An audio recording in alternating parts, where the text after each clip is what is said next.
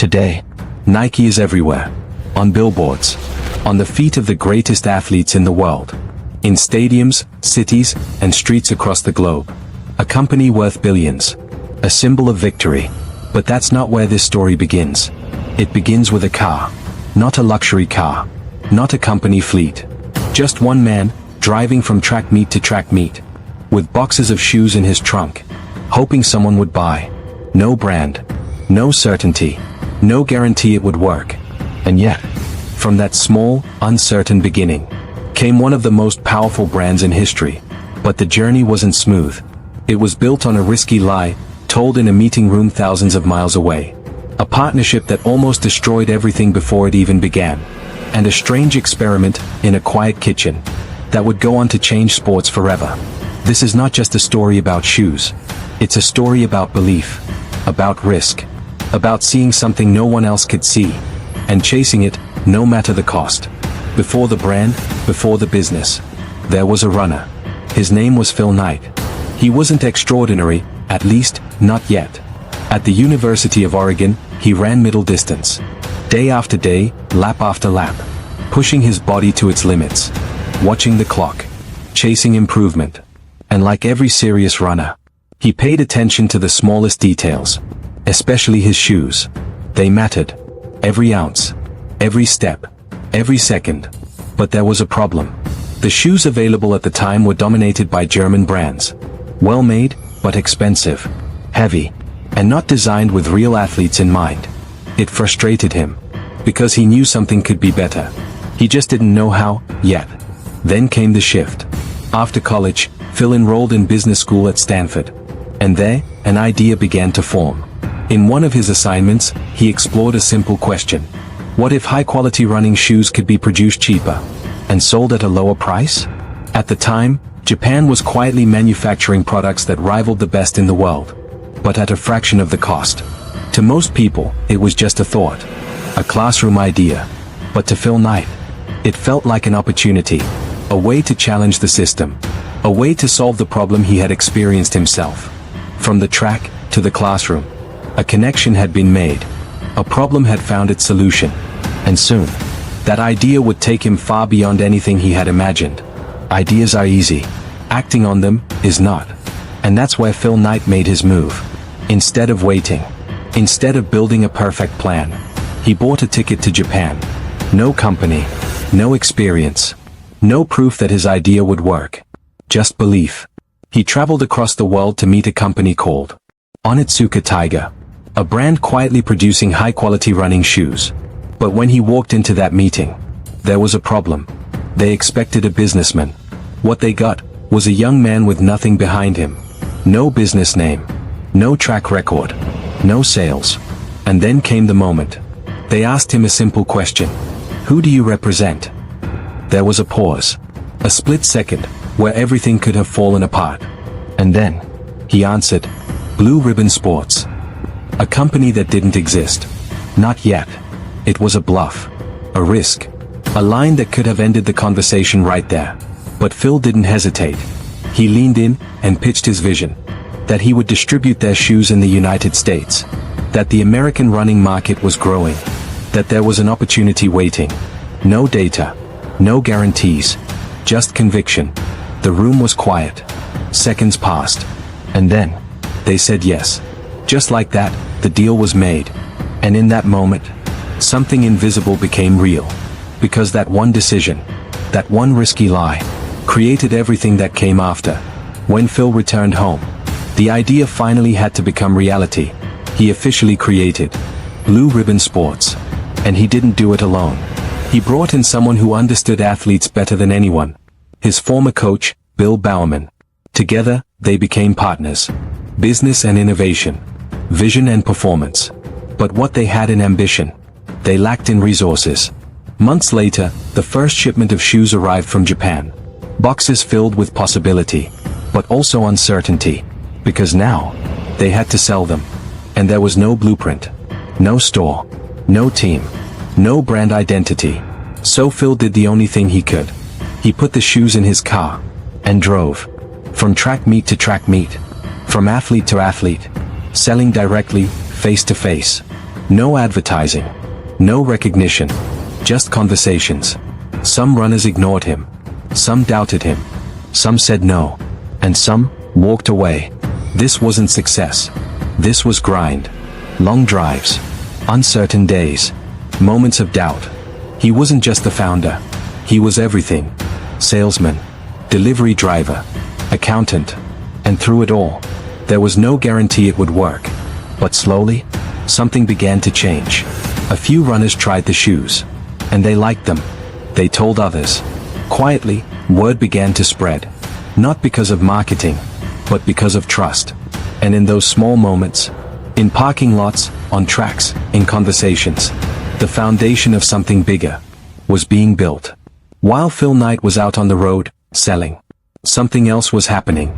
Quietly, relentlessly, in the background. At the University of Oregon, Bill Bowerman wasn't thinking about business. He was thinking about one thing: performance. He believed every detail mattered.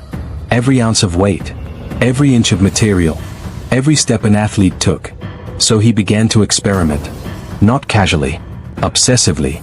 He would take running shoes and cut them open, tear them apart, study every piece, then rebuild them.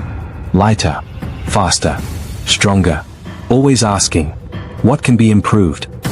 What's slowing the runner down? What can be removed or redesigned? This wasn't normal. Most people would have sold the shoes as they were. But Bowerman wasn't most people. He wasn't satisfied with selling. He wanted to improve. And slowly, that mindset started to change everything. Because the product they were offering was no longer just imported. It was evolving. Becoming something better. Something different. Something athletes could feel. This was the shift. They were no longer just sellers of shoes. They were becoming improvers of performance. And that difference would give them their first real edge. At first, nothing happened quickly. There were no headlines. No sudden breakthroughs. Just slow, steady movement. A few more sales. A few more athletes. A few more people starting to notice. Blue Ribbon Sports was growing. But quietly, runners who tried the shoes came back. They trusted them. Not because of branding. Not because of hype. But because they worked. And that trust began to spread. From one athlete to another. From one team to the next. Word of mouth became their marketing. And it was powerful. Over time, they began taking small steps forward. Opening modest retail locations. Building a slightly stronger presence. Nothing massive, but enough to show progress. Still, this wasn't explosive growth. It wasn't guaranteed success. It was fragile. Built slowly, carefully. On credibility. On performance. On trust. And that made it stronger. Because what they were building wasn't just a business. It was a reputation. And once that started to take hold, everything began to change. Just as things were beginning to feel stable, everything started to break. The relationship with Onitsuka Tiger, the very company that made their business possible, began to fall apart. At first, it was subtle. Delays. Miscommunication. Small disagreements. But underneath it all, something deeper was building. Tension. Questions about control. About ownership. About who really held the power. And then came the realization. They were vulnerable. Completely dependent. If Onitsuka decided to cut them off, it was over. No supply. No product. No business. Everything Phil Knight and Bill Bowerman had built could disappear overnight. At the same time, the pressure was mounting from every side. Cash flow was tight. Money was constantly running out. Bills were stacking up. Banks were watching closely. Waiting. One wrong move, and everything could collapse. This wasn't growth anymore. This was survival. And in that moment, a hard truth became impossible to ignore. As long as they depended on someone else, they were never truly in control. This was the turning point. Because sometimes, the only way forward is to build something of your own. So they made the decision. A risky one. A necessary one. They would create their own brand. Not distribute. Not depend. Build. From scratch. And that's when the name emerged. Nike. Inspired by the Greek goddess of victory. A name that didn't just sound strong. It meant something. Victory. Speed. Achievement. It captured everything they believed in. But a name alone isn't enough. They needed a symbol. Something simple, recognizable, unforgettable. So they turned to a young design student. And what she created was almost too simple. A single curved line. The swoosh. She was paid just $35 for it. At the time, it seemed small. Insignificant, even. But that symbol would go on to represent one of the most powerful brands in the world. Now came the real test. Their first Nike shoes. No more safety net. No more fallback. Everything depended on this moment. If they failed, there was nothing left. But if they succeeded, they would finally have control. Over the product. Over the brand. Over their future. This wasn't just a business move. It was a transformation. From distributors to creators. And that shift would change everything. By now, the stakes were higher than ever. They had their own brand. Their own identity. But that wasn't enough. If Nike was going to survive, it needed something different. Something no one else had. And once again, that answer came from Bill Bowerman. Because Bowerman never stopped thinking. Never stopped questioning. Never stopped asking, how can this be better? And then, one morning, in the most unexpected place, his kitchen, everything changed. He was looking at a waffle iron. Simple. Ordinary. But in that moment, he saw something else. A pattern. A grid. A surface designed for grip. And suddenly, the idea clicked. What if the bottom of a running shoe looked like that? Not flat. Not smooth. But textured.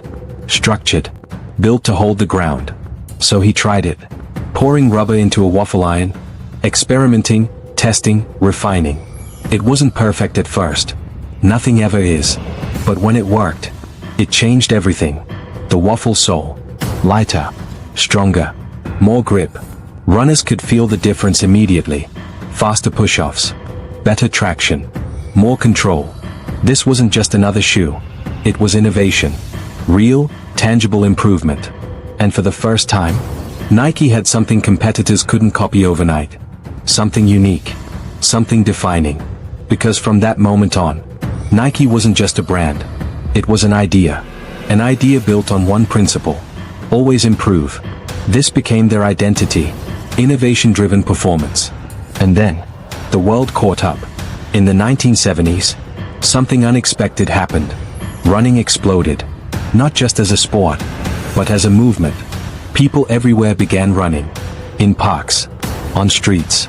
In cities across the country. It became more than exercise. It became a lifestyle. And suddenly, millions of people were looking for one thing. Better running shoes. And Nike? They were ready. Years of struggle. Years of experimentation. Years of building quietly. Had positioned them perfectly. They understood runners. They had the product. They had the innovation. So when demand surged, Nike surged with it. Sales didn't just grow. They skyrocketed. What once took months, now happened in weeks. Orders increased. Revenue climbed. And the name Nike spread. From local tracks, to national attention, to something much bigger. For the first time, Nike wasn't chasing opportunity. Opportunity was coming to them. This was the moment where everything aligned. Preparation met opportunity. And together, they created momentum that couldn't be stopped. By now, Nike had the product. They had innovation. They had performance. But that wasn't enough to become great. Because great brands don't just sell products. They sell meaning. And this is where everything changed. Nike stopped thinking like a shoe company and started thinking like a storyteller. They began building something deeper. A brand people could connect with. A brand people could believe in. And the way they did it was through athletes. Not just as customers, but as symbols. Nike started signing athletes across different sports. Runners. Basketball players. Champions in the making. Each one representing something bigger. Speed. Discipline. Greatness. When people saw these athletes wearing Nike, they didn't just see shoes. They saw possibility. They saw who they could become. And that created something powerful. An emotional connection. But then came the moment that changed everything. A young basketball player named Michael Jordan. At the time, he wasn't a legend. He hadn't won championships yet. He was just potential. But Nike saw something more. They didn't just sign him. They built around him. A shoe line. A story. An identity. Air Jordan. And when it launched, it exploded. People didn't just wear it to play. They wore it everywhere. On the streets. In schools. In everyday life. It became more than a product. It became culture. And in that moment, Nike crossed a line. From performance to identity. They were no longer just selling shoes. They were selling who you wanted to be. With that shift, growth became unstoppable. Nike wasn't just expanding. It was spreading. Across countries. Across continents. Across cultures. What started in the United States began reaching the world. Europe. Asia. Every major market. And they didn't stop at shoes. Nike moved into apparel. Tracksuits. T-shirts. Everyday wear. Clothing that carried the same message. The same identity. Because now, people weren't just buying Nike for sports. They were wearing it for life. And with that expansion, came dominance. Nike rose to the top of the sportswear industry. Not just in sales, but in influence. They had the athletes. They had the innovation. They had the brand. Everything connected. Everything reinforced each other. And the swoosh became more than a logo. It became a symbol of ambition, of confidence, of pushing beyond limits. This was the final transformation. Nike was no longer just a performance brand. It had become a lifestyle icon, a global empire, built from a single idea, and the courage to chase it. When people look at Nike today, they see the success, the scale, the influence, the dominance. But what truly made Nike different was how it got there. It started with bold action, before certainty. Phil Knight didn't wait until everything made sense. He didn't wait for funding, or validation, or guarantees. He moved first, even when the outcome was unclear. And that made all the difference. Then there was obsession. Not with profit, but with improvement. Bill Bowerman wasn't trying to sell more shoes. He was trying to make them better. Relentlessly. Constantly asking what could be improved. And that mindset created products people could feel. Then came branding. Nike didn't just build a company. It built meaning. It connected with people on a deeper level. Through athletes. Through stories. Through identity. And that turned customers into believers. But maybe the most powerful lesson of all was how they handled crisis. Because the moment everything almost collapsed was the moment everything changed.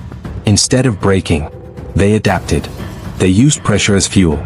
They turned uncertainty into opportunity. And that's what separated them. Not just what they built, but how they built it. From a car trunk to a global empire. From uncertainty to dominance. From a simple idea to a symbol recognized around the world. That's the journey. Not perfect. Not easy. But possible. Because every great story begins the same way. Small. With doubt. With risk. With a single step forward. And Nike is proof. That where you start doesn't define where you end. It's what you do next that matters. So remember this. Every giant brand started somewhere.